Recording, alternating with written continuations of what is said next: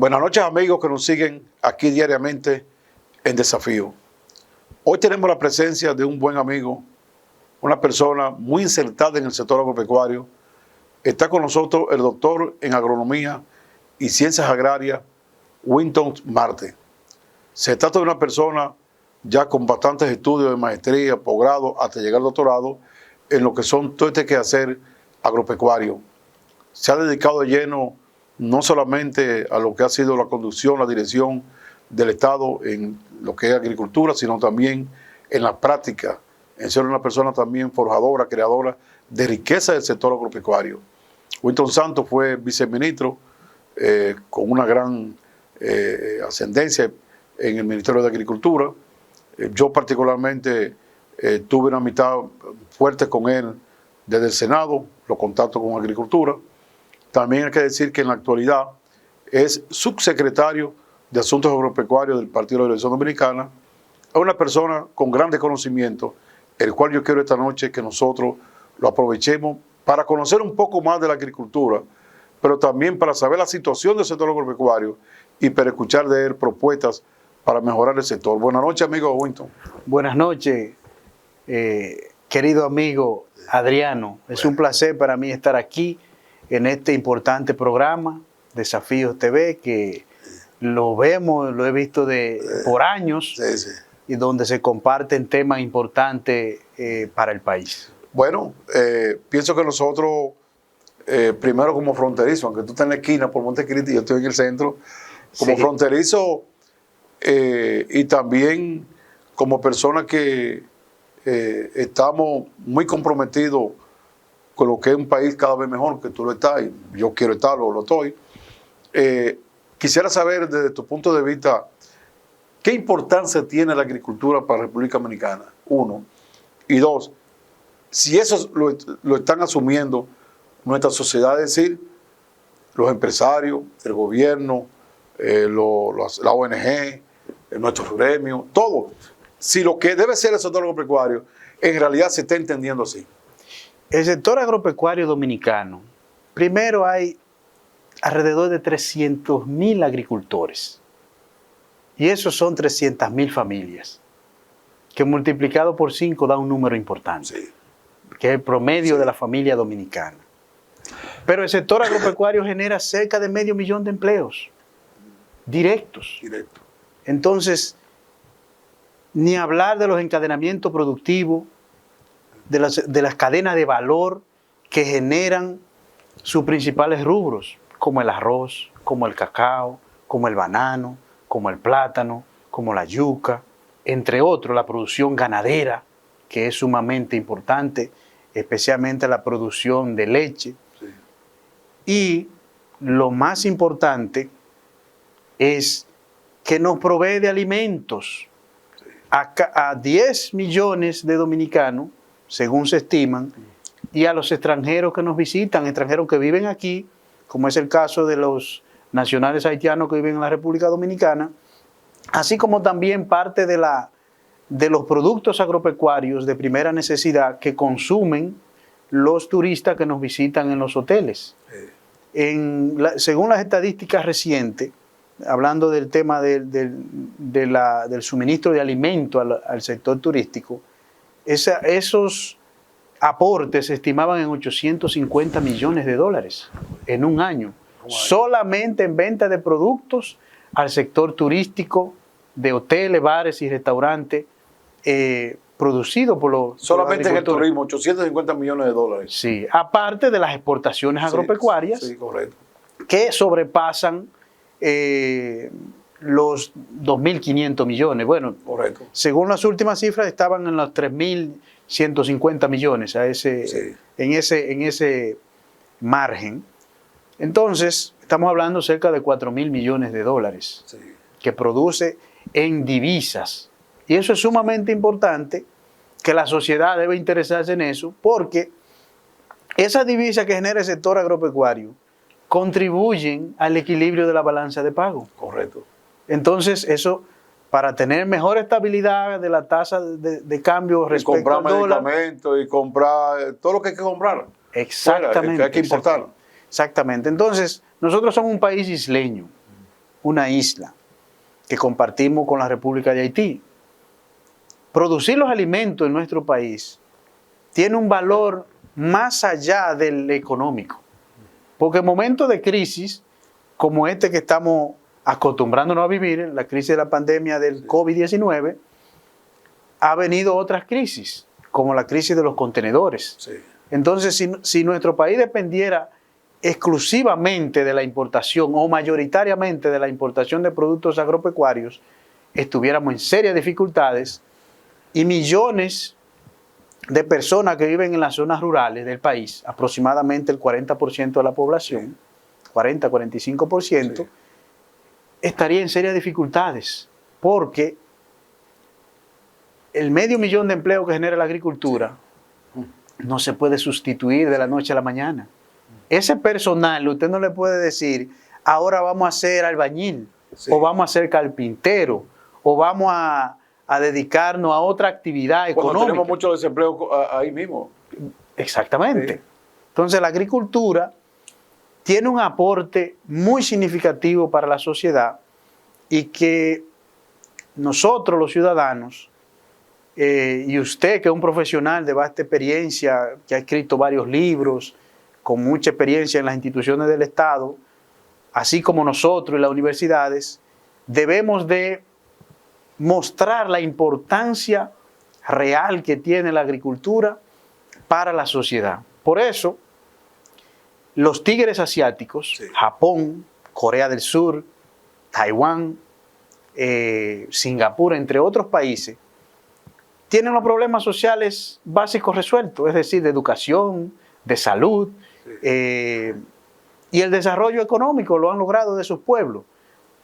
En esos pueblos, lo que se discute en las asambleas nacionales, en los congresos y en la televisión, la agricultura siempre está presente, porque significa cómo esos países pueden tener la soberanía alimentaria. Es decir, cómo pueden disponer en momentos de crisis, y no solo en momentos de crisis, de que sus alimentos básicos estén producidos en su tierra, que estén ahí al alcance de un transporte local. Tú que estudiaste en Japón y sé que profundizaste ya con el doctorado, ¿qué hace Japón para lo que es la agricultura, para apoyar su agricultura? Japón hace muchas cosas. Tiene una política agrícola muy bien definida, de largo plazo, para apoyar a los productores. Lo ha apoyado en la capacitación, que es fundamental, el apoyo técnico, contrario aquí, que lamentablemente han desvinculado a 800 técnicos y más. Sí. Existe un servicio de asistencia técnica permanente a los agricultores, la investigación también, y también para el apoyo tecnológico. Hay un apoyo tecnológico decidido. Por ejemplo, ¿Hay investigación allá? en Japón existe lo que se llama el centro, la ciudad científica de Tsukuba, que está cerca de Tokio, en Japón. Ahí están todos los institutos de investigación de todas las ciencias, incluyendo todos los institutos de investigación relacionados a la agricultura. Desde ahí se genera mucha tecnología que luego se transfiere y es adoptada por la mayoría de los agricultores de ese país. Y el gobierno tiene programas específicos de apoyo para que las personas puedan adquirir, los productores puedan adquirir las maquinarias, las tecnologías de una manera muy fácil. Por ejemplo, si una factoría de arroz quiere modernizarse o quiere adquirir otro tipo de maquinaria, tractores, etcétera, obviamente, y es importante decirlo, en Japón todos los productores pertenecen a la cooperativa agropecuaria de Japón. Entonces, es decir, Una cooperativa única. Una cooperativa en todo el país, que tiene el tercer banco más importante de Japón. Óyeme, la cooperativa. La cooperativa. Entonces, todos los productores están organizados en esa cooperativa. Y eso le permite al gobierno muy fácilmente darle apoyo para que los productores adquieran tecnología. Para la adquisición de tecnología, el gobierno le apoya con el 50% del costo de la tecnología. O sea que si una factoría de arroz quiere modernizarse, le es muy fácil. Sí, sí, ya tiene el 50% del costo. Ya tiene 50% del costo que puede recibirlo del gobierno. Y así con las demás tecnologías, de manera que hay un apoyo muy importante. Y tienen lo que usted preguntaba ahorita. Sí. La sociedad japonesa valora la agricultura. Por ejemplo, los japoneses consumen alrededor de 100 kilos de arroz per cápita por año. Aquí consumimos alrededor de 55 a 60. El doble del arroz nuestro. El doble del arroz nuestro. Pero el costo básico de un kilo de arroz en Japón es alrededor de $4. Un kilo. Sí. 2.2 libras. Estamos hablando de más de 200 pesos por kilo, ¿no? Ciento y pico de pesos la libra. En Japón entra o puede entrar por los acuerdos comerciales arroz de los Estados Unidos, que es mucho más barato, de Uruguay, o de los asiáticos, países asiáticos que producen eficientemente arroz, como Vietnam, Birmania o Myanmar, y también Tailandia, que es el tercer mayor productor de arroz del mundo. Entonces, los japoneses no comen arroz extranjero. No. No. Prefieren pagar. Hay una conciencia. Prefieren pagar $4, $5, $6 por arroz producido en Japón. Porque eso significa más trabajo para ellos, más empleo, más encadenamiento, mantener los encadenamientos productivos, la cadena de valor y todo lo que se genera en esa cadena de valor. Entonces, eso les permite a ellos tener una demanda interna muy grande y entonces una economía que, aunque por las noticias podamos ver que crece poco, pero el tamaño de la economía es muy grande. Es muy grande. Entonces, esa valoración, poco a poco, yo pienso que la sociedad debe de ¿Tú crees que aquí Wilton, nosotros los dominicanos en general, no le damos el valor que debe tener el sector agropecuario? No le damos el valor. No le damos el valor nosotros como ciudadanos y las autoridades tampoco se lo están dando. Porque es que estamos hablando de un sector que le aporta a la economía. Aporta empleos. El turismo, 850 millones de dólares. Es un valor grande, o sea, había que comprarlo fuera. Había que comprarlo Sin fuera. embargo, esos 850 millones de dólares significan más empleo, más, como tú dices, más encadenamiento de todo el proceso económico del país. Así es, así es. Más ingresos para el propio gobierno. Claro, más impuestos. Sí, sí. Entonces, en la medida que se apoya la agricultura, es una inversión lo que se hace. Sí. Porque van a venir retornos en mayor generación de riqueza, menor desempleo en las zonas rurales, y todo eso se traduce al final en más consumo, más demanda interna. Y más demanda interna son más ingresos fiscales para el gobierno. Fíjate, yo decía o digo que hasta hace unos años, cuando hablaba un cura, un político del gobierno, un empresario, hablaba de la sociedad, decía, bueno, la economía, la educación, la salud, la agricultura. Ya, si uno se fijan, y le pido a nuestros amigos que se fijen, la palabra agrícola no está a veces en los lenguajes, en la mayor parte de estos sectores influyentes, no está la palabra agrícola. Y debiera estar presente, porque lo acababa de mencionar, en los países denominados como tigres asiáticos, que son países desarrollados, siempre está presente, que tienen el problema de la educación, de la salud y otros resueltos. Fíjate lo que hace Europa, la Unión Europea, de todo el subsidio que da, todo, el 30% se lo da al sector agropecuario. A pesar de que nomás tiene un 3% de la población produciendo. Pero Estados Unidos, desde la época de Roosevelt hasta ahora, cada 5 años se firma una ley, la firmó Obama, Donald Trump ahora, una ley que le entrega prácticamente $100 mil millones de dólares anuales. Así es. Al sector agropecuario. Yo he estado en Filadelfia y veo cómo pasan las avionetas del gobierno abonando vía aérea el maíz de los agricultores de manera gratuita, con precio de sustentación. Es decir, estamos hablando entonces que estamos hablando nosotros de Europa, de Estados Unidos, estamos hablando de Japón, los países asiáticos, o sea que apoyar la agricultura realmente es una inversión rentable para la sociedad y para el país. Tú sabes que yo recuerdo, yo te hablo así por tantos años que ya estamos en el sector, Sí. que yo recuerdo que el presupuesto del Estado, del gobierno, al sector agropecuario y el de salud y educación eran similares durante muchos años. Incluso recuerdo en los años 80 que me tocó ser secretario de Asuntos Laborales en la AMPA, que es el estudio de los ingresos. Nosotros casi duplicamos los agrónomos el ingreso de un maestro.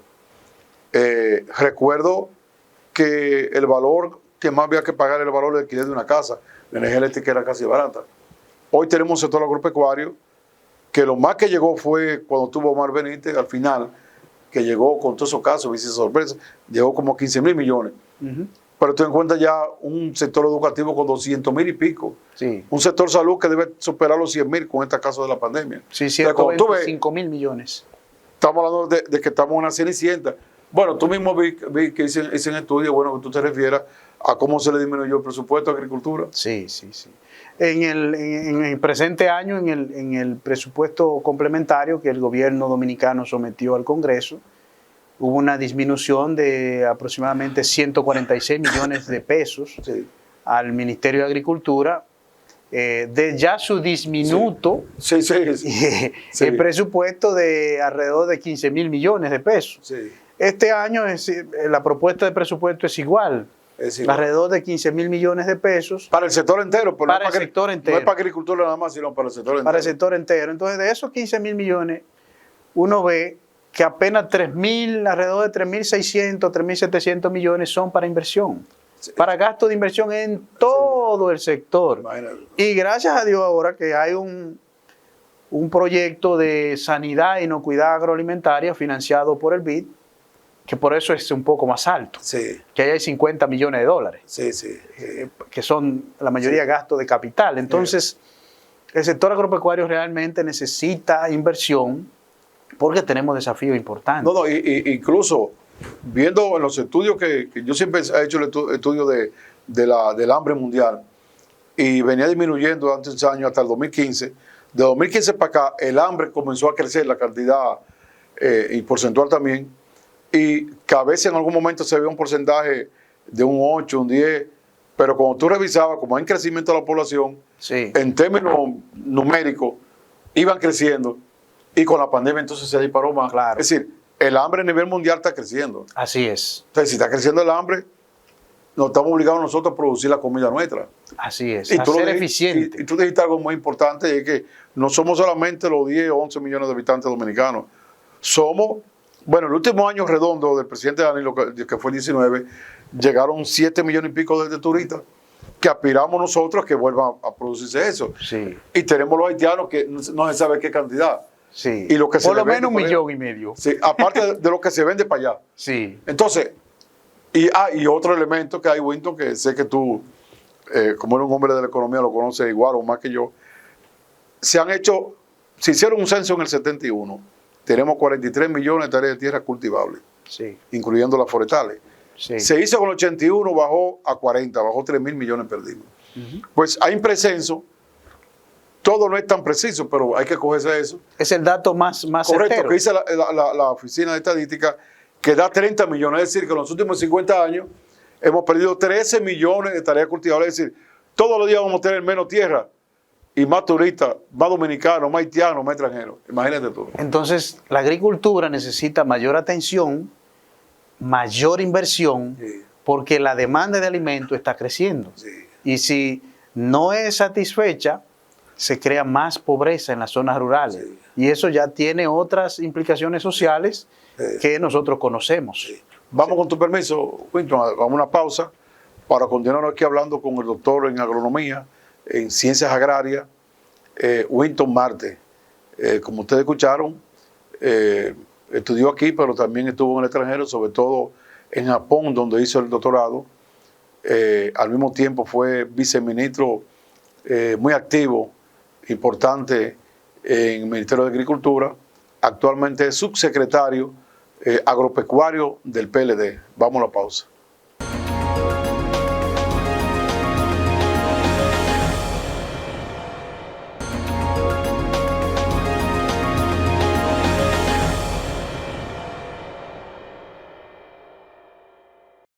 continuamos aquí en Desafío conversando a profundidad, analizando nuestro sector agropecuario y el sector rural, con el doctor Winton Marte.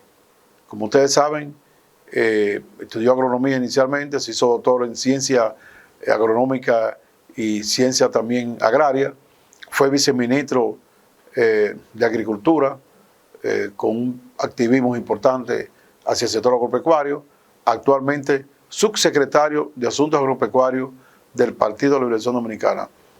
Winton, nosotros, o a mí particularmente, me ha preocupado mucho lo que ha pasado en el año entero, que yo nunca había visto, en 43 años que tengo de agrónomo, tantos agricultores desesperados, botando la cosecha, y no por ese show, sino porque a un agricultor que tenga ya una producción, que arrancarla, cosecharla, traerla a la capital, es más caro que el dinero que va a tener, prefieren sacarla. ¿Y qué han hecho ellos?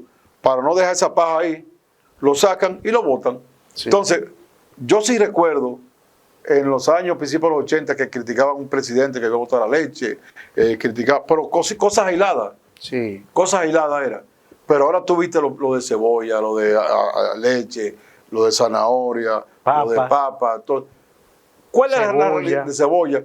Yo escuché que dijeron los productores o campesinos del movimiento campesino dominicano, de Martín Nival Piña, sí, que estuvo ayer en el programa, y Rufino Herrera, de que la subida... Estrella. Sí, bueno, de legendario, digo yo. Sí. Yo le enseñé ellos fotos, ¿tú sabes qué?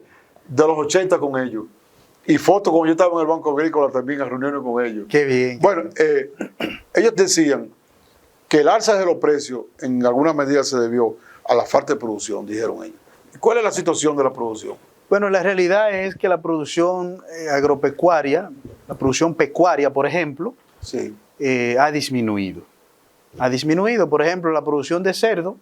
Si comparamos los meses que llevamos hasta septiembre de este año con el 2020, donde este es un año que, de acuerdo a los datos del Banco Central, es un año de la recuperación, la producción de cerdo ha bajado 2.100.000 kilos. Antes de entrar el problema, de acentuarse el problema de la peste porcina africana. Si vemos la producción de huevos, es una producción disminuida en más de 10 millones de unidades de huevos. Si vemos la producción de leche, es una producción que está en los meses del año 20, alrededor de 587 millones de litros de leche, comparada con 560 y algo, 65 millones de litros de leche. Estamos hablando de alrededor de 20 a 22 millones de litros de leche menos. ¿Y qué significa esto? Esto significa ganaderos que han dejado de producir leche porque están quebrando, porque han tenido que vender su ganado, porque no pueden soportar las pérdidas diarias del incremento de los insumos de producción y un precio de la leche que no le es rentable. No le es rentable porque cuando compraban un quintal de fertilizante en 900 pesos, por decir un triple 15, un sulfato de amonio, un urea, hoy día sobrepasan el que más barato esté de eso, por ejemplo, el sulfato de amonio, cuesta sobre los 1.500 pesos. Si hablamos de un urea, estamos hablando de 2.500 pesos. O sea, incremento de más del 100%. Entonces, las autoridades no han tenido a bien reunirse en el CONALECHE y revisar los costos de producción para poder hacer un ajuste en el precio de la leche o diseñar otros apoyos o diseñar otros apoyos específicos a los productores. Entonces, la ganadería de carne, se registran según los datos del Ministerio de Agricultura, unos 46 millones de kilos producidos en el año 20, ahora cerca de 40 millones de kilos, entonces es una... 6 menos. Es una disminución muy importante. Cuando este año de recuperación. Así es. ¿Tú crees que, Winton, que nosotros como país entonces vamos a estar compelidos a aumentar las importaciones, lo que implica, aumentar las importaciones implica más divisas, implica que el sacrificio dominicano va a ir para apoyar a otros agricultores y otras naciones, y no los agricultores nuestros, y que va a presionar también la misma prima del dólar. Correctamente, eso es así.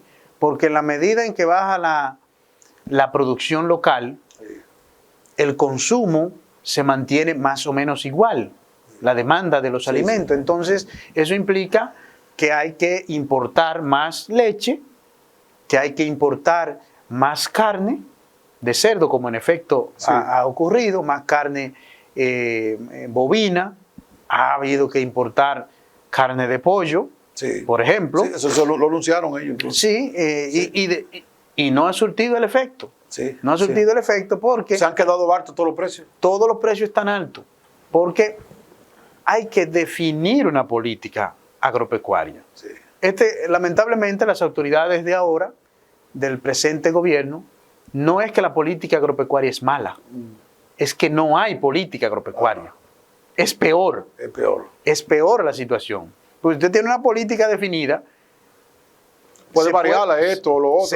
Se pueden hacer ajustes a la política, pero ahora no hay política. Ahora es apagar fuego.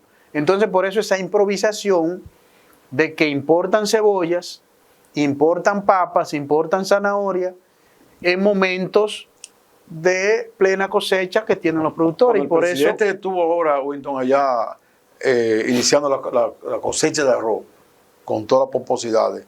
En ese mismo momento y en ese mismo lugar iban pasando los camiones cargados del arroz importado. Así es. Hubo un comentarista de una emisora que bajó allá a estar ahí y le preguntó al mismo ministro, ¿y ese camión? Ah, sí, el arroz. Admitieron el arroz importado pasándolo por el medio de los productores que estaban iniciando la cosecha. Usted sabe lo que ha pasado con el arroz ahora, y yo que produzco algo de arroz allá en Montecristi le puedo decir, y sé que la mayoría de los productores lo confirman. Entraron alrededor de 6.000 toneladas de arroz.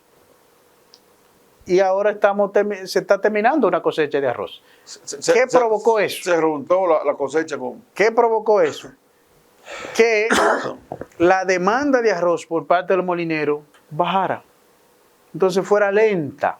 Sí. Y los productores no tienen capacidad de almacenamiento, tienen que entregar el arroz. Hay que dar como... Entonces, resultado específico en la línea noroeste, la fanega de arroz de 100 kilos que se vendía, el productor la vendía a 2.350 pesos, terminaron pagándosela a 2.250 pesos. Esto es 100 pesos menos por fanega, pero lo que es peor, la tara, que no es más que un porcentaje que se asigna a las impurezas, a la humedad del arroz en cáscara, que en la línea noroeste, un clima seco, normalmente se usaba una tara de 6%, en la cosecha pasada aún fue así, 6-7%, quizás para un productor con arroz de mala calidad, 10-12%.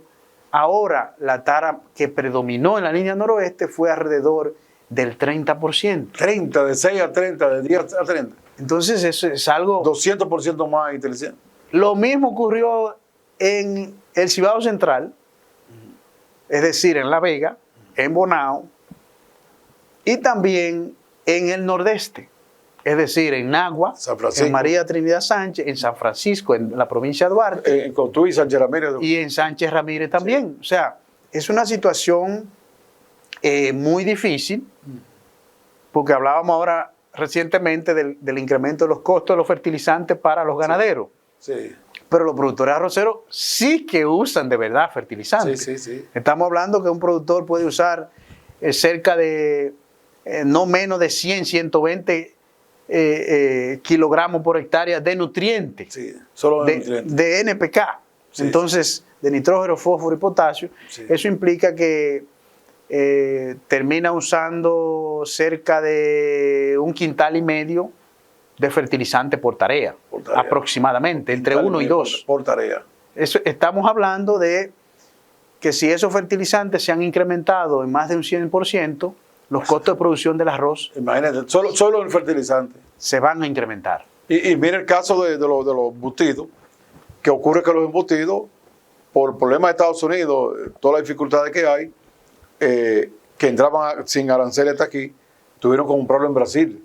Entonces el gobierno, en vez de aplicar las mismas políticas de Estados Unidos, porque son los mismos productores de embutidos y es para lo mismo, Sí. le cobró el arancel. Porque aduana ahora dice que está cobrando más, Ajá. pero está cobrando más porque lo trae más caro Exacto. y lo sube más, pero además hay aranceles que no se cobraban que lo está cobrando. Entonces anunciaron ellos el incremento en un 12% de los embutidos, fruto Sí. de un arancel que cobró el gobierno, que no lo cobraba, que no sepa qué lo cobró.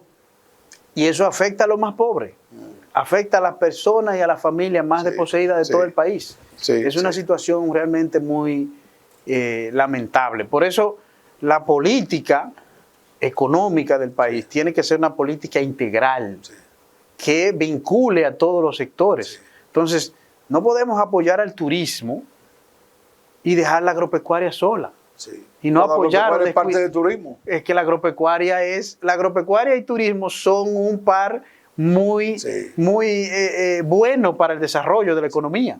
Y lo que yo te decía fuera de esto, que una frase demasiados años tiene del el filósofo francés John Dalton, que decía: la educación después de la alimentación. Sin la alimentación no va a haber una persona con una educación que asimile la educación, ni va a tener salud, pero tampoco se van a desarrollar los sectores económicos sin alimentación. Así Y es. yo, por ejemplo, he visto allá en el este que cuando yo era senador nos presentaban cómo ellos preparaban todos esos alimentos.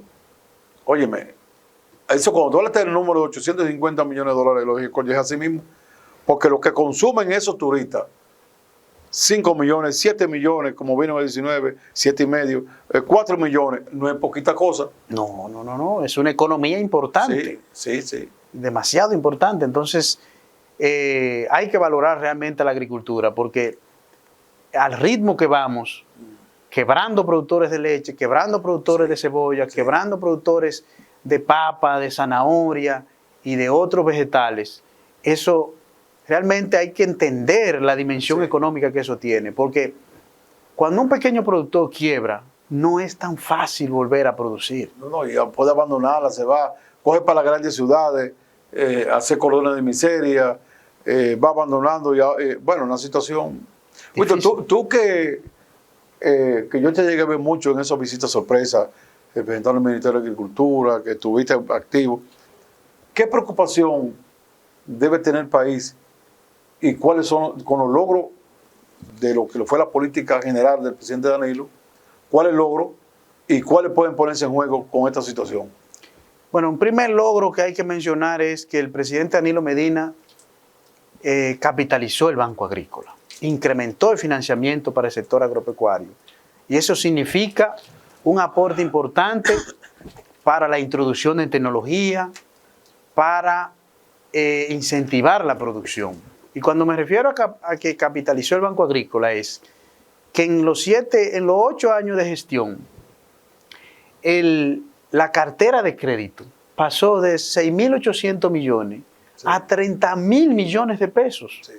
Eso es más de 400% en incremento. Sí. Y la financiación total alcanzó los 145.000 millones de pesos para el sector agropecuario. Entonces, hubo un impulso importante para el sector agropecuario.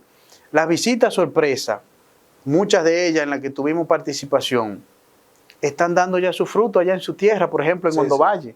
Bueno, allá ese proyecto de agroforestación, el año pasado la temperatura bajó a 5 grados en Hondo Valle. Cosa que yo pienso que ustedes no veían. No, eso es que estaba pelado. Hoy están todas esas matas de café, de aguacate, de madera, De pino. de pino, en Hondo Valle y Juan Santiago. Sí. Entonces, esos productores me informaron a mí, los líderes de allá, Sí. que vendieron café al final de este año, final de febrero, por ahí, alrededor de 180 millones de pesos. Sí. Y no vendían 2 millones de pesos antes de la visita sorpresa. Sí. Yo sí cálculo lo loco, sí. Y cada familia de esas podía estar entre 1,5 millones a 600,000 pesos promedio en lo que es la venta, porque como el café se cosecha en una época, puede recolectar 1, 2 veces o 3, pero en una época, que cuando tú le dividías, tú dices, ven acá, pero este agricultor se está ganando 60, 70 mil pesos promedio anual. ¿Por mes? Cuando ellos no se ganaban en 5 mil pesos con la habichuela, cuando es que sembraban. Así es, así es. Ese es un modelo de desarrollo.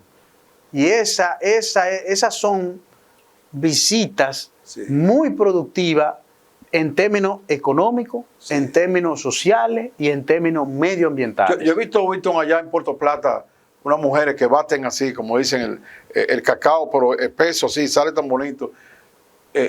Las mujeres de Chocolala, esas mujeres también han progresado mucho. Yo he visto, eso es hermosísimo ahí. Eso es hermoso. También yo visité, y tengo una foto en el libro, como yo tuve muchas relaciones con ellos, los productores de tabaco. Y yo fui allá con el entonces director de tabaco, con Alejandro Ureña. Sí. Y vi esos almacenes repletos de tabaco así. Que de acuerdo al último año redondo, que fue el 19, se vendió casi $1.000 millones. Así es. En tabaco. Entonces cuando yo entro ya a un almacén grandísimo y le pregunto cómo ellos han crecido, porque a mí me tocó en mi momento ayudarlo con financiamiento. Dice, no, hubo una visita sorpresa aquí. El presidente autorizó que nos dieran nos capitalizaran. Sí. Oye, esa gente tiene el tabaco. Así es. Sí, igual que el caso del cacao. Sí, claro. El cacao recibió financiamiento del Banco Agrícola cerca de 1.000 millones por año. 1.000 millones por año. No es anunciar que vamos. Porque cuando usted está en el gobierno, y discúlpeme que le interrumpa, es para hacer. Sí. No es decirnos que los fertilizantes están caros. No es decirle al país, a los productores, que los fertilizantes están caros. El gobierno tiene que, además de decir que están caros, es buscar una forma de cómo, puede disminuir el precio. Y tú que eres economista, yo he hecho la propuesta para que se estudie de que, como estamos obligados, o mejor dicho, como la subida de los precios, la subida de los costos provoca entonces una cadena de subida que perjudica al productor, al consumidor, a todo el mundo.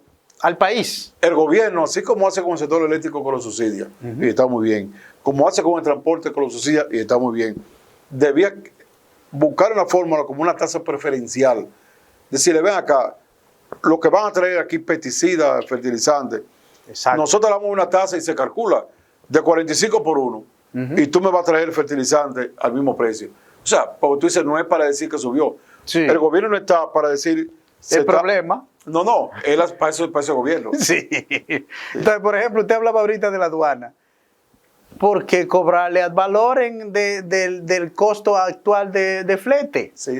¿Por qué no le cobra al valor del 2019, cuando no había pandemia? Correcto. Con eso solo ya hay una disminución sumamente significativa que puede traducirse en un precio de venta menor para los productores y así abaratar los costos de producción. Yo quiero que tú mandes un mensaje a la sociedad dominicana de cómo debe pensar en el sector agropecuario, ya por último.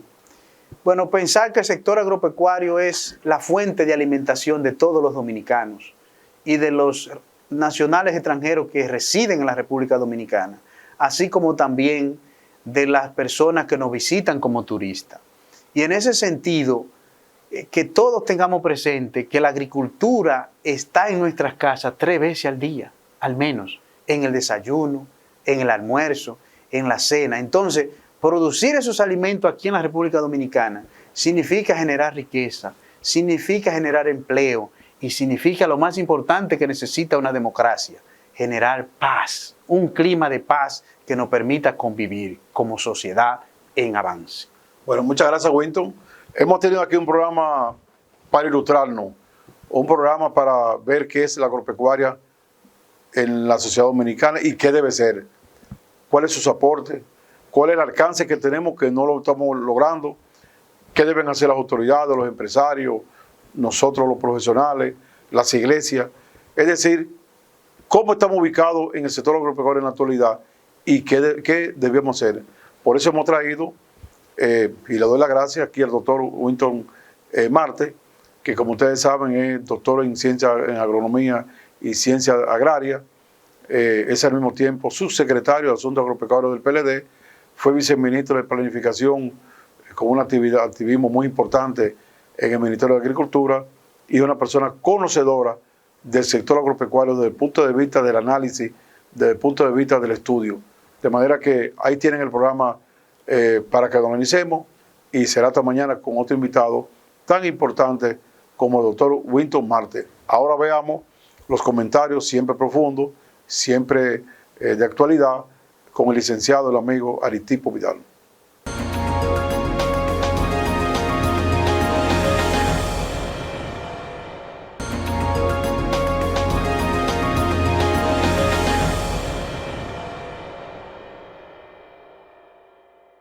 Buenas noches, dominicanos. Ya en la última parte de Desafíos, su programa Prima Noche en Digital 15, Telemicro Internacional. Este servidor de ustedes, Aristipo Vidal, con los comentarios de la actualidad nacional. Cuando haya que tocar un tema internacional, será porque es de interés para el pueblo dominicano y nada más. Comenzamos por el COVID-19. Es necesario, amigas y amigos, que usted se vacune, que haga vacunar a su familia, su pareja, esposo o esposa o acompañante de vida, que haga vacunar a sus hijos mayores. Se están también vacunando los muchachos de 12 años y más, y ahora se quiere improvisar. Ahora el gobierno va a improvisar con los niños de 5 años en adelante, a pesar de la opinión en contrario de la Sociedad Dominicana de Pediatría, sobre la base, dicen los pediatras, de que no hay elementos científicos que demuestren la necesidad de vacunar a los niños. ¡Qué barbaridad! ¡Cuánta improvisación y cuánta incompetencia! Pero por Dios, la vacunación era uno de los puntos luminosos, de los pocos puntos luminosos del presente gobierno, y la van a dañar. Porque, óigame, la ciencia no ha dicho en ningún momento que hay que vacunar a los niños. No lo han dicho los laboratorios de investigación, los que han hecho las vacunas, unos 5 en total en el mundo, no han dicho que hay que vacunar niños. Entonces, ¿por qué este gobierno insiste en hacer las cosas como a la mala? Que el Colegio Médico Dominicano, encabezado por un pediatra, el doctor Waldo Ariel Suero, dice que sí. No, es la ciencia la que tiene que decir que sí. La autoridad que tiene como gremialista el doctor Waldo Ariel Suero no le faculta para recomendar ni a él ni al colegio entero que se vacunen a los niños. La ciencia, y la ciencia no está en la República Dominicana. Aquí hay científicos. Eso es una cosa. Por ejemplo, ¿quién no es un científico? El ingeniero Ramón Albuquerque. Pero no sabe de eso. No sabe de eso. ¿Quién es un científico? El ingeniero experto en geología, un hombre grande, es un científico. Pero aquí no hay pruebas de que hay que vacunar a los niños. Dios santo, ampáranos ante tanta improvisación y tanta incompetencia. Ahora usted vacúnese, como ya dijimos antes, porque la vacuna es suya, le corresponde a usted, no la desperdicie, usted ya la pagó. Amigas, amigos, en otro orden, hoy se celebró de nuevo, o se hizo hoy una tercera sesión del llamado diálogo, en el que el gobierno del presidente Luis Abinader y el Partido Revolucionario Moderno y sus aliados pretenden involucrar a todo el mundo en una reforma tributaria que hasta ahora no han convencido a nadie de que es una reforma fiscal, porque la reforma fiscal dice cómo recibir los ingresos fiscales, dinero, recursos, pero también cómo gastarlos, en el sentido de utilizarlos para trabajar en beneficio del desarrollo, del bienestar del pueblo dominicano. Eso no lo han dicho. Eso no lo han dicho. Entonces, hay una pregunta que Desafío se hace. y que la comparte con ustedes. Y es que acaban de informar que el gobierno se ha ahorrado 118 mil millones de pesos. Oiga bien la suma, 118 mil millones de pesos, más de 2.000 millones de dólares. Oye, entonces, ¿para qué quieren una reforma fiscal? ¿Para qué quieren una reforma fiscal en la que recaudarían una cantidad similar? Ya usted se lo ahorró. ¿Cuál es el afán? Sobre todo sabiendo uno que el presidente que impulsa esta mal llamada reforma fiscal tiene sus capitales y la de sus hermanos en el extranjero, en paraísos fiscales. Qué coincidencia la palabra fiscal, ¿eh? ¿Y usted sabe por qué se le llama así a esos países? Porque esos países cobran muchos menos impuestos. Entonces es el presidente que está pagando menos impuestos con su dinero, su capital fuera del país, el que nos está diciendo que hay que hacer aquí en República Dominicana una reforma fiscal que él no va a pagar. Yo les voy a decir por qué. Este es un gobierno de la plutocracia. Y le explico lo que significa la palabra plutocracia. Quiere decir el poder de los ricos. Cracia es poder. En el caso de los ricos, en griego, en latín se habla de Pluto, ¿verdad? Y resulta entonces que, además de ser un gobierno de ricos, como ya acabamos de indicar, de la plutocracia, es un gobierno para los ricos, porque ¿para qué van a hacer? Los ricos van a trabajar para los pobres. Por Dios, ¿dónde ha sido eso? ¿Cuándo ha sido eso? ¿Cuándo ha pasado eso? Los ricos trabajan para los ricos. Entonces ese diálogo, eso es lo que pretende. Por eso el presupuesto que se ha presentado a las cámaras legislativas establece ingresos sobreestimados. ¿Qué quiere decir eso? Ingresos que se esperan a través de impuestos internos, de aduanas y demás entidades que recaudan, que están por encima de lo que verdaderamente esperan recibir, porque están contando con esa mal llamada reforma fiscal. A los partidos de oposición, al Partido de la Liberación Dominicana, porque los demás son aliados del gobierno, los demás que dicen que son de oposición son aliados del gobierno. Todos los días usted oye y sabe de beneficios que reciben esos partidos aliados al gobierno. Entonces el único partido de oposición es el Partido de la Liberación Dominicana. Les advertimos en Desafíos tener mucho cuidado con caer en la trampa, en el engaño de someterse a acordar con el gobierno esta reforma fiscal, que no va a ser otra cosa que ponerle la carga al pueblo, de manera particular a las clases medias de la República Dominicana. Y cuando pluralizo clases medias es porque hay diversos niveles en la clase media. Está la clase media propiamente dicha, pero hay clases más bajas y siguen siendo medias, y hay más altas y también siguen siendo medias. Eso es así. Cuidado, cuidado PLD, sobre todo con caer en ese gancho. Vamos a otros temas de interés en el día de hoy. La violencia, que el país está consternado todavía con el caso del pasado sábado que afectó a la familia Rosado, cuya hija fue asesinada por un cabo de la Policía Nacional. La violencia sigue. La violencia sigue con personas que lamentablemente no tienen nombres. Recientemente una jovencita, adolescente, fue asesinada, incluso estando embarazada de gemelos, mellizos, como decimos los dominicanos.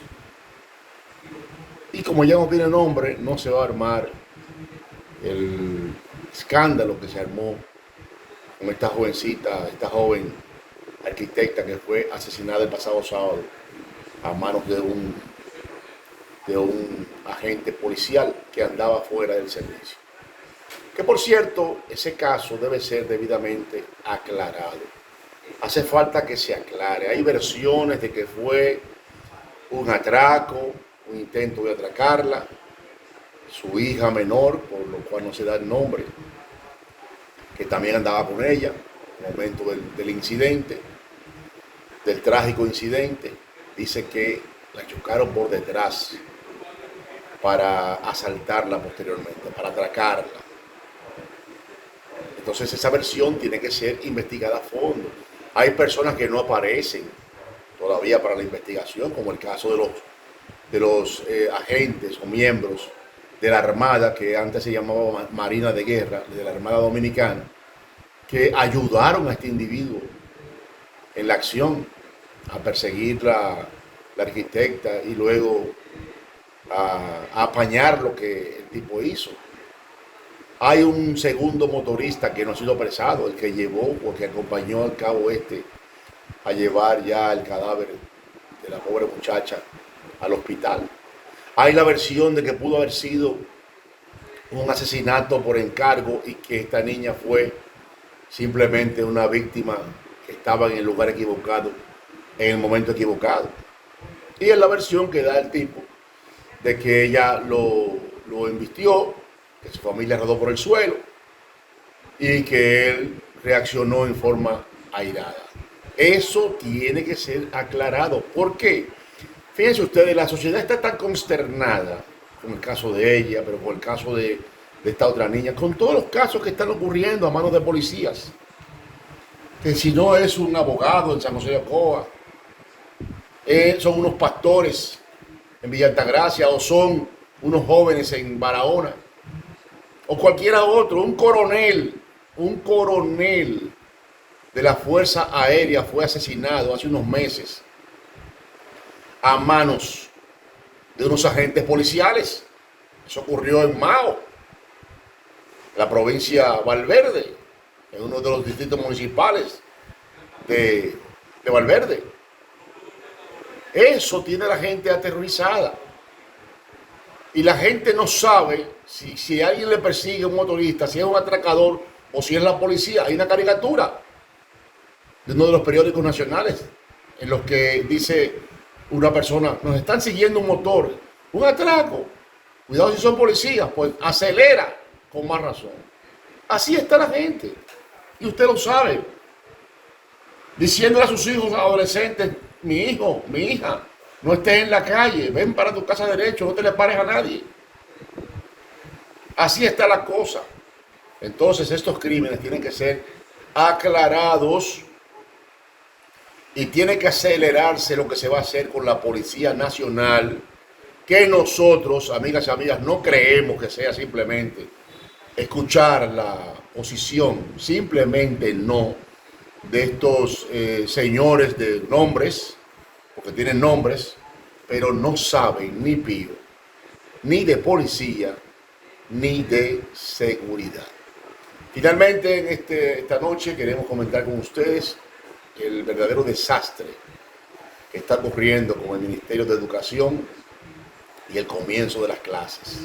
Cientos de planteles no han podido comenzar por el tema de que no están en condiciones adecuadas para dar clases en ellos. Cientos de planteles, unos 400 planteles entre liceos de educación media y escuelas de educación básica. No hay desayuno escolar. No hay almuerzo, por supuesto. No hay tanda extendida en este año. Y ya, como ustedes saben, estas clases han provocado ya un rebrote del COVID-19. Qué lástima. Ustedes también vieron el desorden con los maestros, que tuvieron que contratar sin concurso un montón de maestros. Dice el ministro, el que más sabe de educación de la bolita del mundo, el ministro Fulcar, que eso es provisional.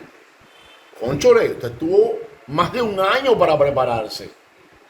Mientras el año escolar era virtual, favoreciendo incluso gente sin tener los medios para dar clases virtuales, que nadie los utilizó, pero recibieron la pacoya. Ah, pero eran PRMistas. Ah, pero eran amigos del gobierno.